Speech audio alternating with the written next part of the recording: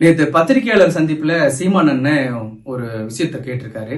அதுக்கு என்ன ஆதாரம் இருக்குன்னு காட்ட சொல்லுங்க, இவன் 15 வருஷமா எங்க படுத்திருந்தான் அப்படின்லாம் கேட்டிருக்காரு. அதுவே ஒரு ஆதாரம் தான் எடுத்து காட்டுறோம். அப்புறம் அதுக்கு ஒரு ஆதாரத்தை எங்கிருந்து கொண்டாந்து காட்டணும்னு எதிர்பார்க்கிறாருன்னு எனக்கு தெரியல. அப்புறம் இவன் வந்து அந்த புகைப்படத்தை எப்படி எடிட் பண்ணான்னு ஒரு டெமோ காமிக்க சொல்லுங்க அப்படிங்கிறாரு. அதுதான் உலகம் முழுக்க இருந்து இணையத்தில் இப்படிதான் ஒரு புகைப்படம் ஒட்டப்படுதுன்னு டெமோ காட்டிக்கிட்டு தான் இருக்காங்க. அதுக்கு தனியா நான் வேற ஒரு வாட்டி காமிக்கணும்னு எதிர்பார்க்கிறேன். அப்புறம் இவன் பிரபாகரனை பொய்ன்னு சொல்லிட்டான் அப்படின்னு சொல்றாரு. நாங்க எப்ப சொன்னோம்? தலைவர் பிரபாகரன் தான் உலகத்திலே உண்மையான தலைவர்ங்கிறதா எங்களுடைய நிலைப்பாடும் கூட. இந்த விஷயத்துல ஏன் இவ்வளவு குழப்பம்னு தெரியல. அண்ணன் செங்கோட்டையனை வந்து பேச சொல்லியிருக்கலாமே. எனக்கு தான் அவருக்கு தொடர்பு இல்லாம போயிட்டாரு. அவங்க கட்சியை சார்ந்தவர், அவருடைய நண்பர், ரொம்ப க்ளோஸா இருந்தவர். அவர் வந்து சொல்லியிருக்கலாமே நான் சொன்னது உண்மையா பொய்யாங்கன்னு சொல்லியிருந்தா ஒரே நிமிஷத்துல வேலை முடிஞ்சிருக்குமே. ஏன் அவரை பேச விடாம தடுத்துட்டு இருக்காங்கன்னு எனக்கு தெரியல. இதெல்லாம் கூட எனக்கு பிரச்சனை இல்லை. நம்ம அண்ணன் நான் கடந்து போகணும் அப்படின்னு தான் நான் நினைச்சேன். ஆனா நேத்து திரும்பவும் என்னை பத்தி ஒரு முழு பொய்ய சொல்லியிருக்காரு. அதனாலதான் நான் விலைக்கு சொல்ல வேண்டிய ஒரு தேவை ஏற்பட்டிருக்கு. வன்னியர் உள் ஒதுக்கீடு சம்பந்தமா ஒரு பிரச்சனை வரும்பொழுது இவர் குரல் கொடுத்ததுக்கு நன்றி சொல்லும் விதமா கூப்பிட்டு அவர்கிட்ட பேசிட்டு, ஆனா சமூக நீதி சார்ந்து நீங்க குரல் கொடுக்கறீங்க, ரொம்ப நன்றி. சமூக நீதி சார்ந்து நம்ம எந்த இடத்துல கை வச்சாலும் அது தந்தை பெரியார்ல தான் போய் முடியுது. தந்தை பெரியார் தான் இதுக்கு மூல காரணமா இருக்காரு. நீங்க எந்த நிலைப்பாட்டை எடுத்தாலும் பெரியாருக்கு எதிரான நிலைப்பாட்டை, பெரியாருக்கு எதிரான நிலைப்பாட்டை எடுத்துட வேண்டாங்கண்ணா அப்படின்னு டப்புன்னு போனை கட் பண்ணார். திரும்பவும் நான் கூப்பிட்டு சொல்றேன், சரிடா தம்பி அப்படின்ட்டு போனை வச்சேன். ஏன்னா நான் அப்படி சொன்னது அவருக்கு பிடிக்கல.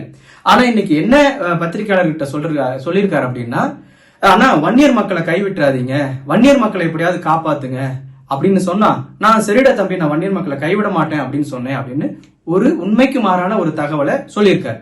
இது அண்ணன் மறந்துட்டு சொல்லியிருப்பாரு அப்படின்னு நான் எடுத்துக்க முடியாது. ஏன்னா நான் பேசுனது அப்ப பிடிக்கல, அவர் மனசுல ரொம்ப ஸ்ட்ராங்கா பதிஞ்சிருக்குது. அதை வேணும்னே மாத்தி இப்ப பேசுறாரு. என்ன நோக்கத்துல பேசுறாரு அப்படின்னா, 40 ஆண்டுகளா வன்னியர் மக்களுக்காக போராடிட்டு இருக்கிற டாக்டர் ஐயாவோட சீமான் பெரிய போராளியா மாறுவாரு, வன்னியர் மக்களை காப்பாத்துவாருன்னு இவன் அவங்ககிட்ட போய் கேட்டானா அப்படின்னு வன்னியர் மக்கள் தரப்புலையும் என் மேல அதிருப்தியை ஏற்படுத்துறது. ரெண்டாவது வந்து பெரியாரிஸ்டுக்கு மத்தியில இவன் வன்னியர் மக்கள் சார்ந்து ஏதோ சாதிய சிந்தனையோட பேசியிருக்கான் போல இருக்கு அப்படின்னு இவங்களுக்கு மத்தியிலையும் ஒரு அதிருப்தியை ஏற்படுத்தணும்னு நினைச்சு அண்ணா இப்படி ஒரு உண்மைக்கு மாறான செய்தியை சொல்லியிருக்காரு. நான் கண்டிப்பா இதுக்கு எனக்கு அண்ணன் ஆதாரம் கொடுத்துதான் ஆகணும். ஏன்னா இது வந்து குடியரசு இதழோ விடுதலை இதழில தேடுற மாதிரியோ அல்லது நாட்டுடைமையாக்கப்பட்ட பிறகு ஆதாரம் கொடுக்கற மாதிரியான விஷயம் கிடையாது. அவரோட கைபேசியிலே இருக்கு.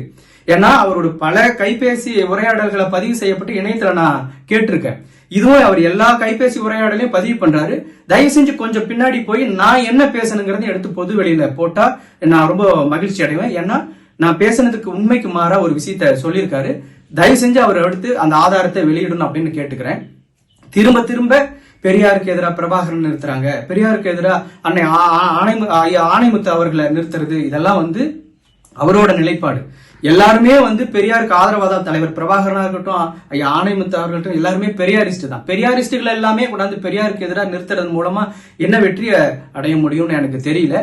தொடர்ந்து இந்த மாதிரியான உண்மைக்கு மாறான செய்திகளை சொல்லாம ஏன் அண்ணங்கிறதுனால திரும்பவும் அவர்கிட்ட ரொம்ப அன்போட வேண்டுகோள் கேட்டுக்கிறேன். அண்ணா, நாம சமூக நீதி சார்ந்து நின்னா மட்டும்தான் வடமாநிலங்கள் மாதிரி ஆகாம இந்த நம்ம தமிழ்நாடு காப்பாற்றப்படுங்கிறத திரும்பவும் உங்ககிட்ட நான் வேண்டுகோளா வச்சுக்கிறேங்கன்னா, தயவு செஞ்சு இந்த உண்மைக்கு மாறான தகவலை நீங்க சொன்னதை மட்டும் ஆதாரப்பூர்வமா எடுத்து வெளியிட்டுருவீங்க அப்படிங்கிற நம்பிக்கையோட உங்ககிட்ட கேட்டுக்கிறேங்கண்ணா. நன்றிங்க. செய்திகளை உடனுக்குடன் தெரிந்து கொள்ள உடனே சப்ஸ்கிரைப் பண்ணுங்க.